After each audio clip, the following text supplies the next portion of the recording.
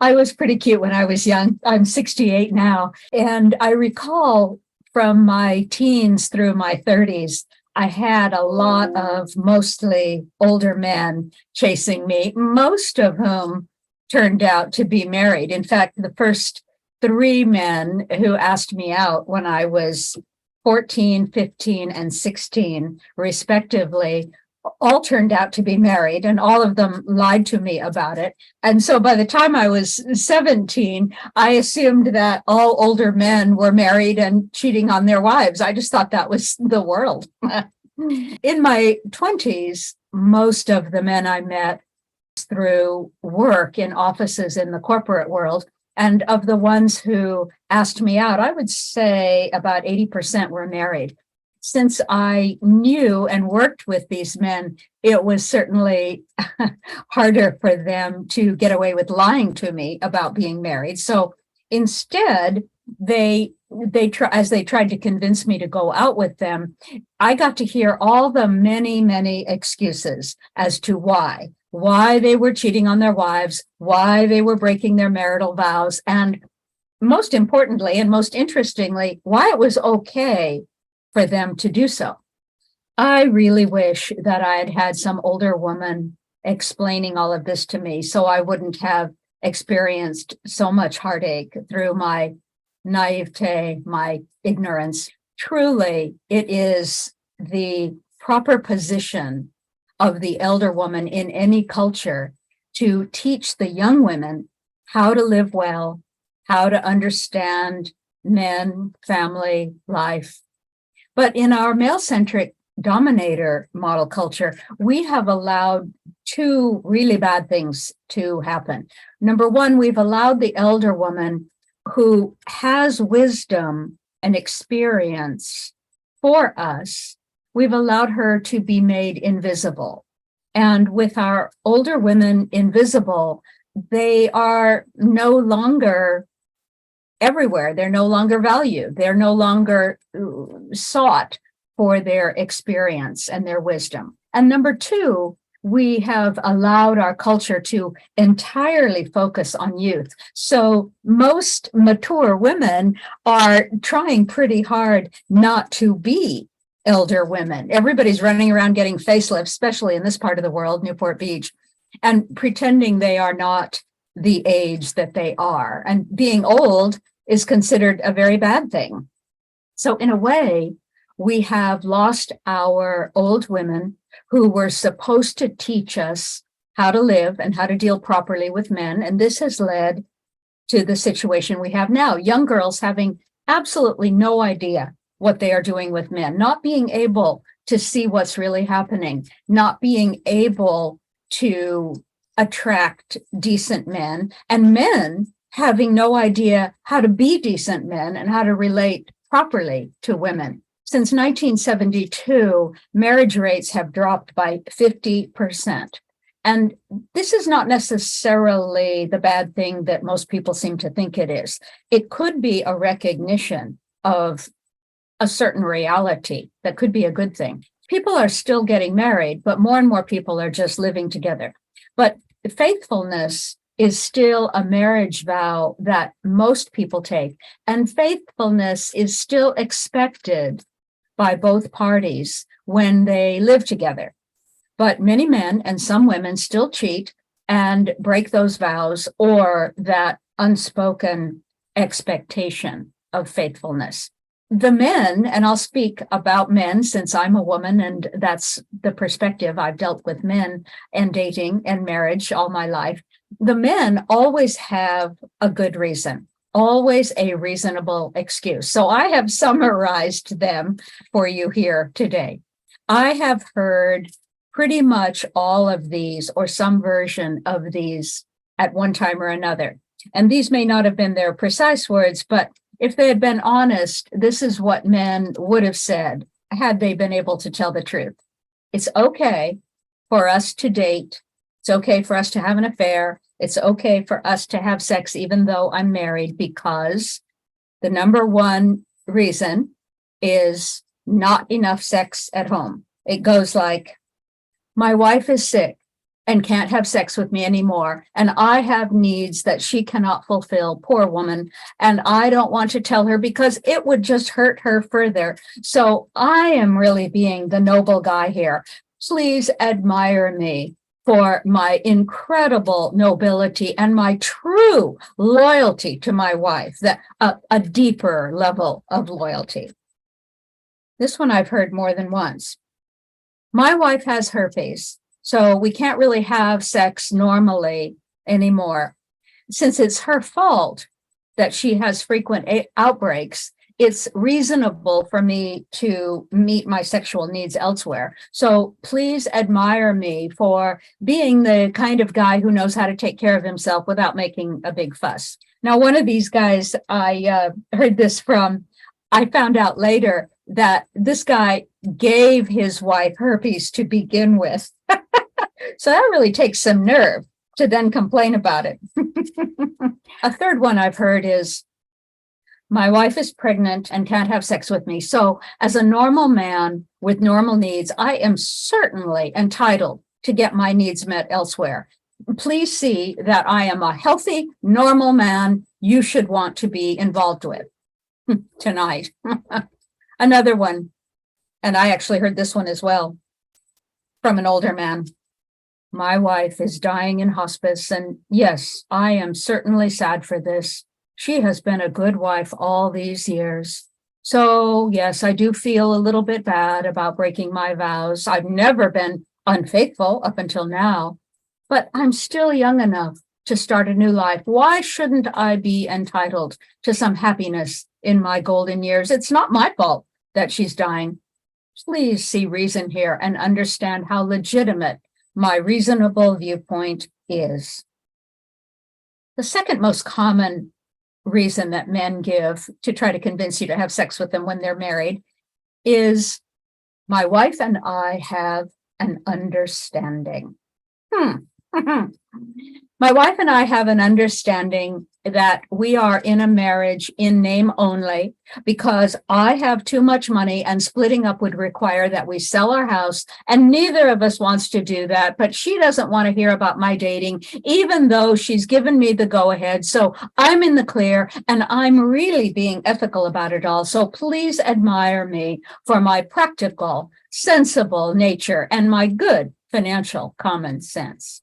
Of course, I would occasionally find out later that the woman in question, the wife in question, had no such understanding about this on her part, and she was completely in the dark about all his extramarital activities.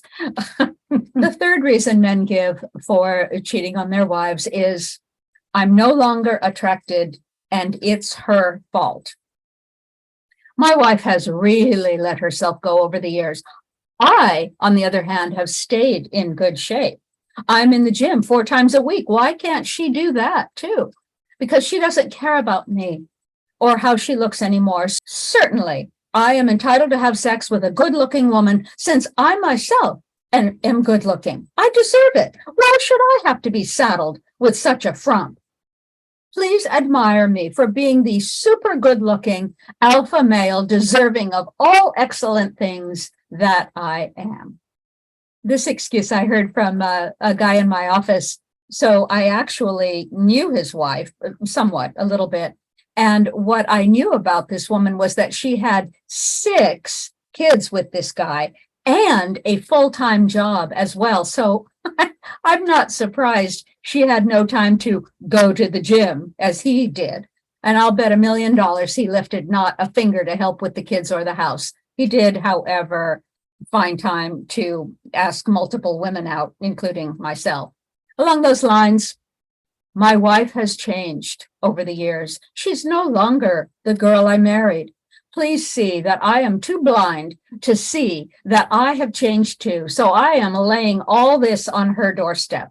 And you can see that I'm an immature idiot who doesn't understand how life works and that people age, people change, and we have to be mature enough to figure out how to grow together. A fourth reason that men give for breaking their vows is no appreciation.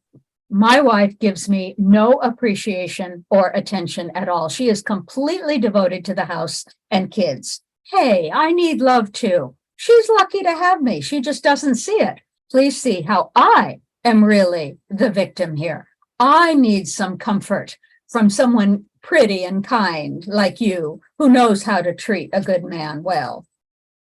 Another version, my wife is a terrible nag, nag, nag, nag, all day, every day. I can't stand it. I don't want to leave my marriage because of the kids, but I need to be with somebody who compliments me once in a while and thinks I'm cool and interesting. Please see that I'm actually the good guy here for sticking around for the kids.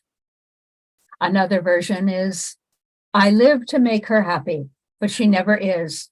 I don't feel that I'm succeeding in making her happy, so I'm entitled to find a woman who will be happy, at least for a few hours.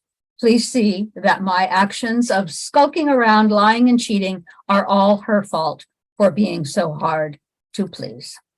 The fifth reason that men have for breaking their marriage vows is a combination of entitlement and immaturity. It goes something like, I work hard to provide for my family, including my wife, all the good things in life. She shops like crazy for all the fun clothes she wants, and I pay for that. I am entitled to have a few nice things to myself also, like sex with new women once in a while. Please see that this entitlement is just normal and natural. She gets nice things. I should too. Another version of this is, my wife is so dull now. I need some adventure and some excitement in my life. Please see that I am too immature and also too dull and unimaginative myself to figure out how to make my own life an exciting adventure within the boundaries of my own vows. Please show up and provide me with the novelty and the adventure my immature self craves, but doesn't know how to create for myself. Another version is, I made those vows a long time ago. I didn't know who I was. I shouldn't have to stick by them now. I'm a different person now. Please see that I have no moral code or a grounded center for my life. I have no integrity, and I just want to do what I want when I want. Please be the fun and temporary partner I'm looking to use and then dump when I'm bored with you. The sixth reason that men give for cheating on their wives is addiction. I am a sex addict. I'm sick.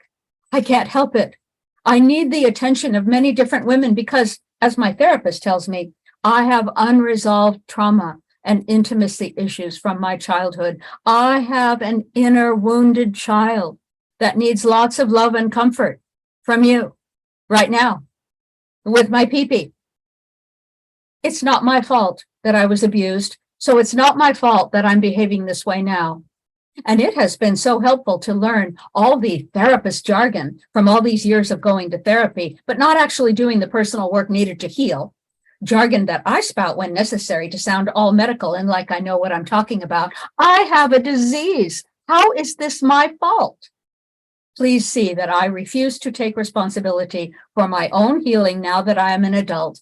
Please continue to give me and my pee-pee the attention I need because I'm really the poor eternal victim here.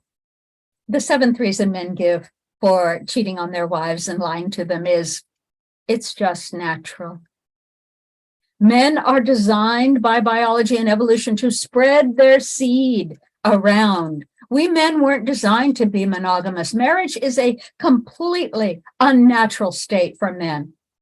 Please see that it is just biology that I sleep around. Another version of that is, it's a cultural thing. My dad always had a mistress or two. My mom accepted it. He could afford it. It's just normal and natural within our culture. It's what men need. It's what we have always done. And it gives everyone what they need. Women get a husband, providing them with kids and a roof over their heads and groceries on the table, and men get the new sex they need occasionally. It's fair.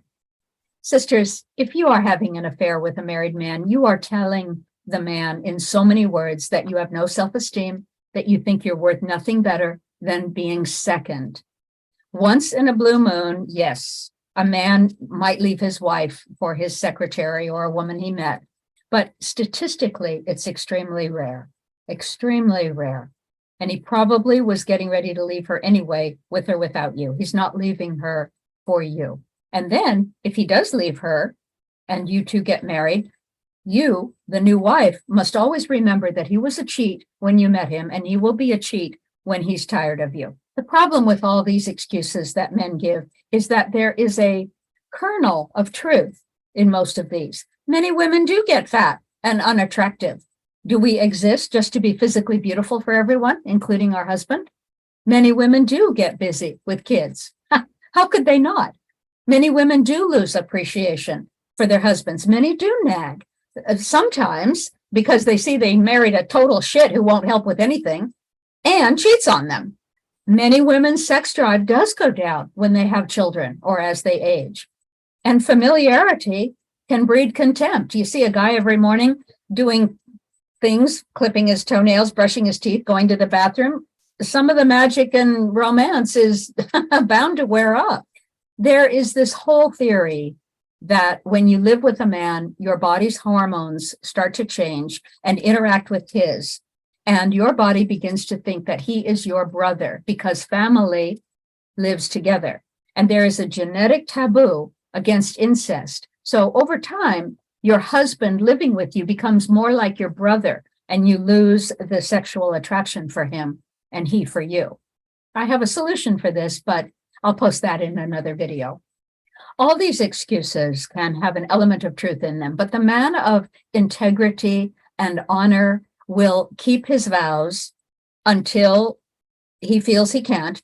And if that happens, he will be a man and he will go to his wife and he will have the courage to be honest and tell her what's going on with him. And they will either work it out together or they won't, but he won't underhandedly break his vows and keep secrets. AA says you are only as sick as your secrets. When we're very young, we may make vows that we don't fully understand. And things do change. We do grow up. And sometimes we grow separately and apart. These things do happen. But a person of power, male or female, a person of integrity, does not break vows secretly. They change the contract openly and honestly. And many simply do not have the courage to do that. Men want to keep all the toys in their sandbox. They want to have the wife at home taking care of things and giving him children and then have his thing on the side. They want to keep everything intact at home, the wife taking care of the kids while they go out and do what they want. Now, women cheat too, but less, statistically less. We do far more work taking care of house and kids, plus often, usually now working full-time too. So we have less time to mess around. Many men are so proud when they, quote, help around the house. But the fact is that studies have proved over and over again that women work 2/3 on average harder than men do taking care of house and kids, even when they work full-time outside the home as men do. That's why the matriarchal way of marriage is better for both women and men. Matriarchies don't tie physical support, nuclear marriage, children, sex, and money all together. That's for another video. But we don't live in a matriarchally structured society, so we have to deal with what we have here in this society now. Whether you are a woman or man, here's the real reason you should not cheat on your spouse or break your marriage vows. Your word must be law. Everything you say, everything out of your mouth must be held as sacred, from the smallest promise to the biggest vow. If you don't live as if your word is law, you cannot ever be truly successful, happy, and fulfilled. And this goes for both men and women. You must not lie, ever. Not because it's immoral or your church or spiritual leader tells you it's wrong or that your parents taught you not to, or any of those reasons, not for any outside reason. You must not lie or break your vows that you have made, because to create your life, your word must be law in your life 100% of the time. You must hold your word as unbreakable. Your word to yourself, your word to others. Your mind, which is something you own, not something you are, takes its orders from you, from your greater self. If you never lie, And you never break a promise or a vow. You train your mind to take your word deadly seriously. Your mind has so many abilities that are hidden from you. And one of them is to start almost magically attracting situations and people to make your word come true. If it believes that your word is unbreakable, if your mind understands that it must perform once you speak, because your word is law. You create your life out of your intention, and your intention is spoken by you to you. And once you speak it, it is law and must be carried out. If you regularly break vows, if you regularly lie and cheat, then your deeper self, when hearing you speak, will say, well, that might or might not mean anything. His word is breakable. His word often is apparently breakable because he's always breaking it. His word is obviously not law. So I can ignore this. I don't have to do any work to make this particular thing that he's promising come true. So you cannot create anything good for yourself past that point because your mind is no longer working for you. This goes for all, women and men. At this point, when you've trained your mind that your word is not law, then your mind will not, cannot do its magical thing and start behaving in a certain way and begin magically attracting situations and people to make your word come true. That's why your intentions will be faulty from that point forward. Your intention, something you state, is a law that you are attempting to put into practice in your life. But if your mind knows that your law means nothing, that it's breakable, then nothing will really work at that point. And so that is the real reason never to break promises or vows and never to cheat or lie, because you may make money. You may get a bunch of sex partners, but you'll never really be fulfilled and you'll never really have that wonderful feeling of living a life of integrity. And in the end, you will not feel successful and you will not feel whole if you break your word, if you cheat and you lie, if you do not keep your vows. It's okay to rewrite contracts. It's okay to grow. It's okay to evolve into someone different. But you must have the courage to be honest. Go to your spouse and tell them, I want to renegotiate. Do it from a place of transparency, from a place of honesty, integrity. These men, and unfortunately a growing number of women who copy men and their behavior because they feel that's the form of power that they can achieve.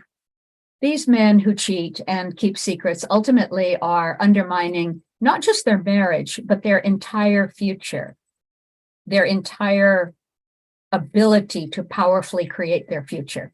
If you are a woman who knowingly has an affair with a married man, you also are living a life without integrity, because people of integrity help others keep their promises, not help them break them. And you are putting in jeopardy both your current sense of self, but also your future self.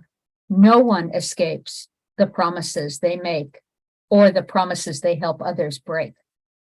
It's also very anti-sisterly to knowingly cheat with a married man. You are acting against a sister. You may not know his wife personally, but your actions are against her family, against the vows that she took with the man you're seeing. It's against her trust.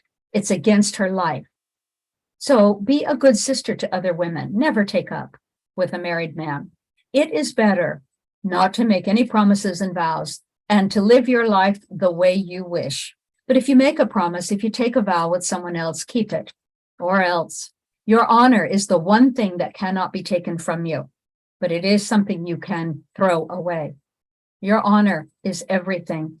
If you want to have an affair with an attractive married man, remember to say, I am an honorable woman and I date only honorable men. Come back when you are one. Blessed be.